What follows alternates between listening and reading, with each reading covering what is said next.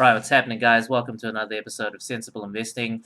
My name is Jesse, and today we're going to be talking about how to invest in a stock market crash, part 2. Our universe is doomed! Doomed! So, guys, if you haven't seen part 1 yet, I've included a link for it below.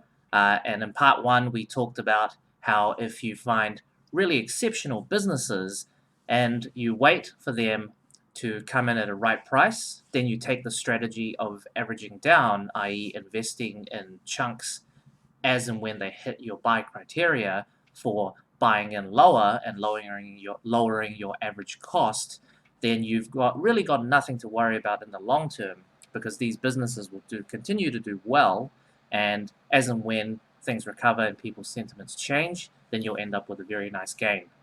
So today we're going to be, like I mentioned last time, going into a little bit more detail about these businesses from I guess a high level. So we're not going to do too much of a deep dive. This is more so really an idea to just show you some of the companies that I have got on my watch list in the event that there is a stock market crash, and why I like these companies, why I think they're really good businesses, and why I believe that they will continue to do well over the long term. And guys, if you're enjoying these videos and you'd like to see more videos where I analyze and deep dive into companies which I believe are undervalued to give a good return over the long term, make sure to like, subscribe, share the video, and leave a comment. Really helps the channel grow. Alright guys, first company, Apple.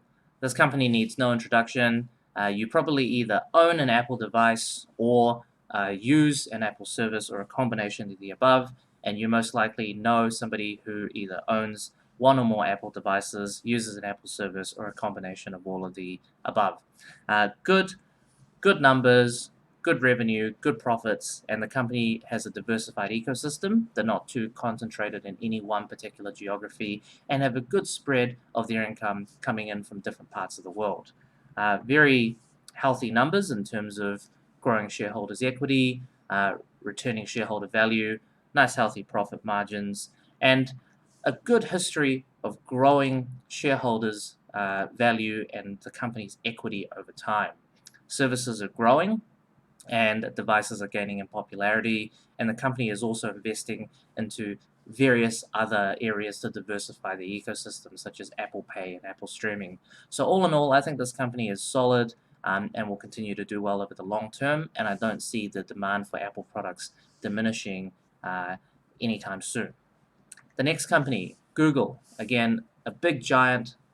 You probably use one or more of its products or services every day, if not multiple times a day. And as you guys can see, again, solid numbers, right? So good history of revenue growth, very profitable company, and Google pretty much dominates in their field in every developed country that you can think of, apart from China. And the reason being is because, as you can appreciate, China is well, obviously they've been blocking these US tech companies, but every other company, they've got a dominant position, and I believe they'll continue to dominate. And as you can see by their numbers, very healthy numbers, very profitable company, good margins, really solid and clean balance sheet with a net cash position, which then allows it to continue to invest in itself for future growth. So I think this company will do very well over the long term. And as you can see, very healthy cash flows and consistently cash flow positive. Facebook. So Facebook is actually one of my largest positions, and for a very good reason, right? So over 2 billion daily active users on Facebook. Over 2 billion monthly active users on Facebook, over 1 billion monthly active users on Instagram. Very diversified ecosystem, and again, you probably use one or more of its products or know somebody that uses one or more of its products on a daily basis, if not multiple times a day. Very healthy revenue and profit numbers, good strong free cash flow, and as you can see, they're just an unstoppable giant, right? So they own the number 1 social platform and then the number 2 social platform, and combined these have a sort of 3 billion monthly active users. Not only that, they're investing in other initiatives which are designed to compete with the likes of YouTube, and have even launched Instagram shopping, which I actually believe is one of the future plays in e-commerce. Just looking at how social media shopping has evolved in China and how people are willing to buy things off social media while they browse social media, I think that that's a massive tailwind going for Facebook. Next company, Tencent. You can effectively call it the Facebook of China and more, right? So their WeChat platform, which is very similar to WhatsApp, they've got about over a billion monthly active users. They've got a very, very solid ecosystem which keeps users really sticky, right? So WeChat Pay, one of the major payment platforms in China. And not only that, but they either own outright or have a majority holding in some of the most popular gaming titles out there, the likes of Fortnite, your Riot Games, your League of Legends, PUBG, and etc. And their gaming segment accounts for a massive portion of their revenue and profits, and I believe it'll continue to be very profitable over the long run.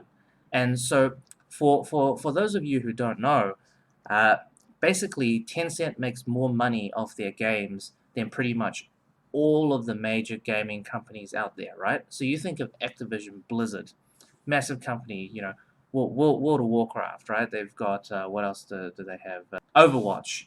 So World of Warcraft, Overwatch, Diablo, and yet they're only 1/3 of Tencent's revenues, which, really gives you a good appreciation of just how much they make from their games and how popular their games are, and how the future of, I believe, video gaming and online gaming will actually come from the Asian markets.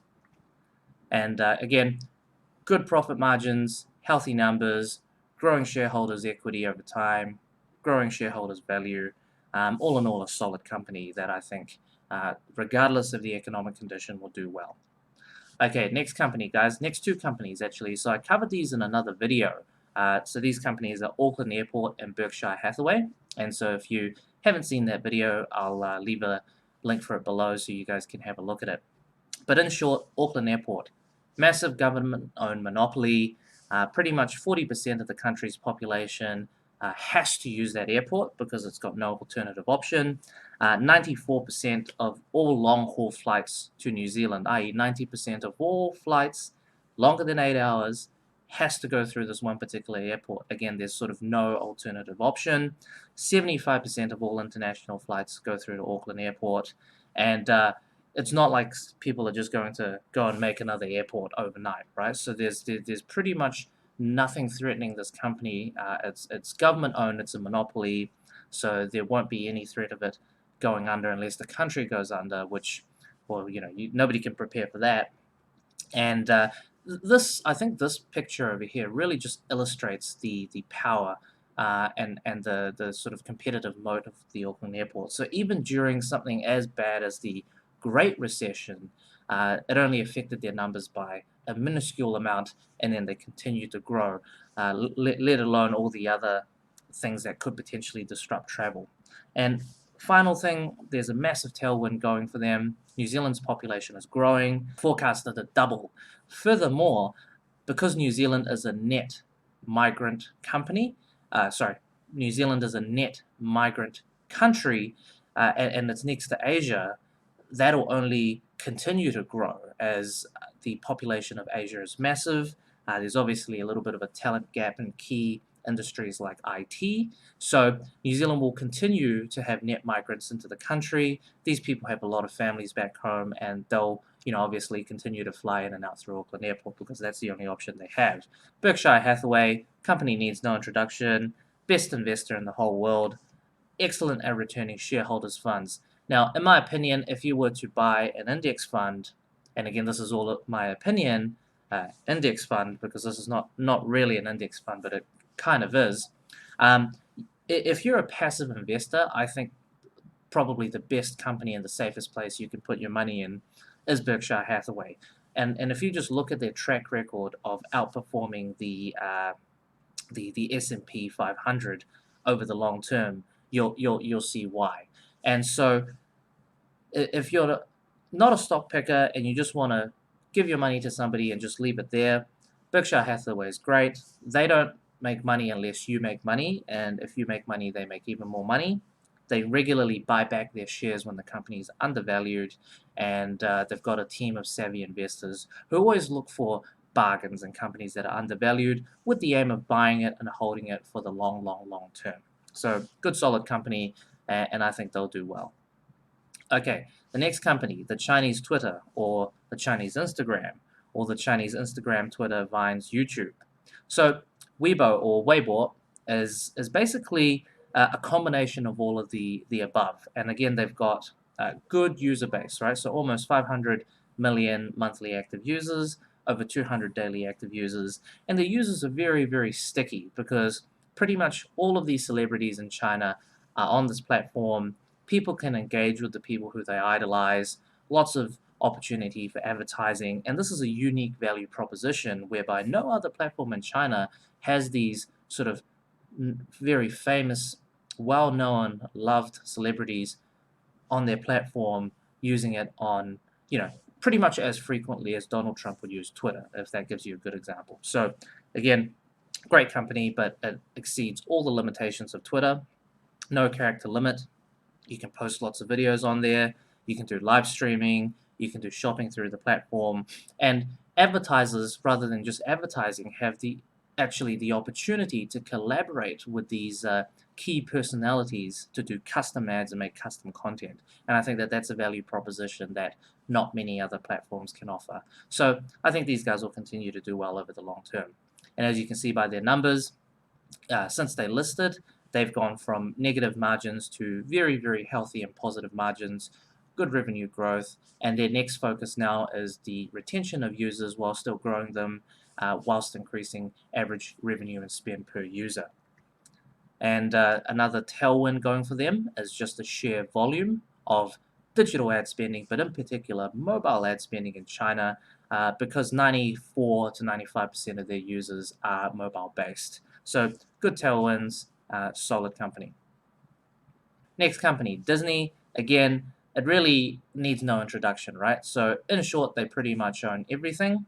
In the last, day, week, month, year, you most likely would have watched either a Disney movie or more than one Disney movie, or know somebody that has watched some kind of Disney movie, consumed some kind of Disney content, and if you actually think about it, you'd be surprised at how ingrained into our lives Disney is, right? So with their recent acquisition of 20th Century Fox, this really gives them an opportunity to not just, make movies, but they effectively have the ability to go after Netflix, and so they can do their own version of Netflix. But the main difference is that, they own their own content, so they don't have any costs in terms of royalty, whereas Netflix has to acquire content, and it's really expensive. So I think that this gives them a solid offering to win a lot of users over from the other major streamers and keep them sticky. So, and I think they're going to do very well over the long term. And as of today, healthy numbers, good revenue, good profit, very profitable, and I think they'll continue to do well over the long term, regardless of the economic condition. All right, guys, next company, Visa. Again, probably needs no introduction. You guys either own one Visa card or more, know somebody that owns a Visa card, probably uses your Visa card on a daily basis or multiple times a day, and the numbers really speak for themselves, right? So they're double their closest rival and pretty much multiple times of any of their other competitors. They're dominating in terms of their ecosystem and in terms of the sheer volume of transactions going through their company, along with their revenue and profits. And as you can see, guys, outperforming the index consistently and have done so for the last 5-6 years. People will continue to use Visa regardless of the economy, whether it's good, bad, whether the market's crashed, or whether the market's at a high. People will still need to pay for stuff, right? Cash is becoming less and less prevalent in society, and everything's increasingly going digital. So I think that this is a massive tailwind for Visa moving forward. And regardless of what happens in the market, people will still buy stuff and pay for stuff. The final company. Now, this company, for all my non-Australian and New Zealand watchers, you guys might not be too familiar with the company. And the reason why I like A2 Milk is because you can almost call it that they've built almost a cult. And it sounds negative, but it's not, right? And so what they've done is they've convinced people that milk with the A1 protein is bad for your health, and milk with the A2 protein is good for your health. So the history and the story and the core value proposition was that cows were never meant to produce A1 protein in their milk, but through agriculture and various other reasons, their genetics have mutated so that they produce a combination of both the A1 uh, and the A2 protein. But cows, as the way that nature designed them, should have only had the A2 A2 protein in their milk, and as a result, they've got scientific studies now. Again, it's early days. There's a bit of dispute, but they've got scientific studies, claiming the health benefits of A2 and then indicating the health implications of A1 protein. Now, whether that's proven or not, this is, like I said, still early days, but I can speak for somebody who is lactose intolerant, and I can tell you that when I drink A2 milk, there are no problems. So this really speaks for itself, right? And it speaks for me. And, if the company isn't genuinely producing something that's benefiting people's health over the long term, their numbers won't be growing at the rate they are. And as you can see by that, I think they're really onto something, right? I think this company is really onto something. And I actually see milk in the future potentially everybody's going to start making A2 only milk, not just this company. But the interesting thing is that A2 milk, they've patented that, so nobody else can call their milk A2, right? So if you're going to make another company, you have to call it non-A1 protein. It creates a lot of confusion, so they've basically jumped on the bus, early mover advantage, patented the whole brand, and it makes it really hard for other competitors to come in and, well, what do they call their milk? And not only that, but not only have they convinced me and other milk drinkers who are lactose intolerant, they've also convinced the Chinese mothers, right? So as you can see, massive dominance in China, growing the market share, and they only broke into the Chinese market about 1.5 years, 2 years ago, doing very well.